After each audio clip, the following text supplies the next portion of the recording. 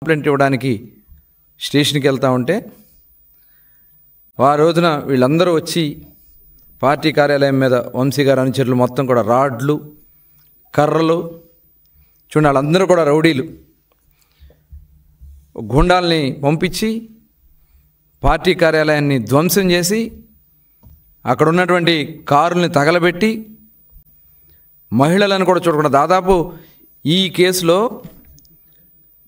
Party కార్యాలయం మీద దాడికి వచ్చింది వాళ్ళు.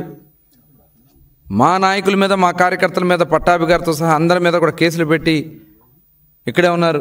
గురుమూర్తి గారు, కళ్యాణి గారు, చిన్నా గారు, దాదాపు 40 మందిని దాదాపు 15 రోజులు దగ్గర వాళ్ళు జైల్లో ఉన్నారు. దాడి చేయటానికి వచ్చి మా వాళ్ళ మీద కేసులు పెట్టి వాళ్ళని తీసుకెళ్ళి జైల్లో పెట్టినటువంటి ఘనత జగన్మోహన్ రెడ్డిది. ఇవాళ వాళ్ళ నాయకులను ఎవరిని కూడా అరెస్ట్ చేయాలి, కేసులు పెట్టాం మా వాళ్ళ మీద అని చెప్తున్నారు. ఎవరిని అరెస్ట్ చేశారో చూపించమనండి. ఆ రోజున మొత్తం వీడియో సాక్ష్యాలతో సహా మేము ఆ రోజు చూపించాం. ఏ రకంగా కారులు తగలబెట్టారో, ఇవాళ తగలబడిపోతున్నటువంటి కారులు ఆ పక్కనే ఆ రోజున అక్కడ ఆయన కారు వేసుకుని ఆ ముందు నుంచి వెళ్ళారని కూడా చెప్తారు. చూడండి, కార్లు, ఇన్నోవా కార్లు తగలబడిపోతూ ఉంటే దాదాపు 5 కార్లు దగ్గర తగలబెట్టారు ఆ రోజున. నెక్స్ట్ డే కూడా చిన్నగారి కారు కూడా తగలబెట్టారు. నో కేస్, నో అరెస్ట్, రాళ్ళు పెట్టి దాడులు చేసి ఎన్ని కార్యక్రమాలు చేశారు. ఇవాళ ఆ కంప్లైంట్ మీద ఎవరైతే కంప్లైంట్ ఇచ్చున్నాడో సత్యవర్ధన్ని మరి ఏ రకంగా వాళ్ళు బెదిరించారో, మరి కిడ్నాప్ కాదా అది? ఇవాళ అక్కడ వస్తున్నటువంటి ఇదిగోండి ఆయనే వంశీ గారు, వాళ్ళ మనుషులు, సత్యవర్ధన్ అతనే ఆ రైట్ సైడ్లో ఉన్నాడు కదా, వైట్ షర్ట్ వేసుకుని అతను సత్యవర్ధన్. 11వ తారీఖున భయపెట్టి అంత చూడు, అంత భయంగా నుంచి ఉన్నాడు అక్కడ చేతులు కట్టుకుని. అంటే ఎంత దుర్మార్గంగా వాళ్ళు అతన్ని కిడ్నాప్ చేశారన్న దానికి ఇదే ఒక సాక్ష్యం.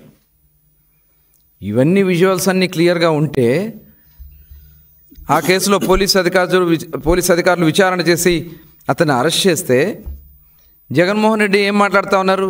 బట్టలోడు తీసుకొడతారా? అంటే పోలీస్ అధికారులను బెదిరిస్తూ ఉన్నారా? భయపెడతా ఉన్నారా?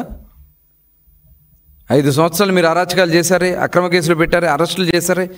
ఇక్కడ మొత్తం సాక్ష్యాలతో సహా మీరు చేసినటువంటి కార్యక్రమాలన్నీ కూడా కనబడతా ఉన్నాయి.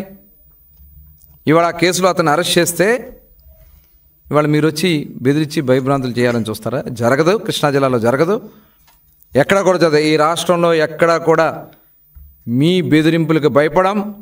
ప్రజాస్వామ్యబద్ధంగా గౌరవ ముఖ్యమంత్రి చంద్రబాబు నాయుడు గారి నాయకత్వంలో నిజంగా మేము కక్షపూరితంగా చేయాలంటే వచ్చిన 1-2 నెలల్లోనే అందరిని అరెస్ట్ చేసేవాళ్ళం. మాకు ఆలోచన లేదు. ప్రజాస్వామ్యబద్ధంగానే విచారణ జరిపిస్తాం. ఎవరైతే దీంట్లో బాధ్యులయ్యారో వాళ్ళందరి మీద చర్యలు తీసుకుంటాం. మొత్తం అందరూ మాట్లాడు.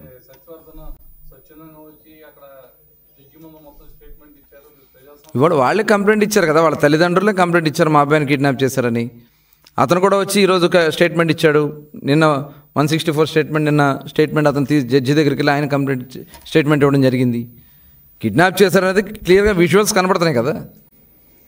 ఇంకా దీంట్లో వేరే ఆలోచన లేదు.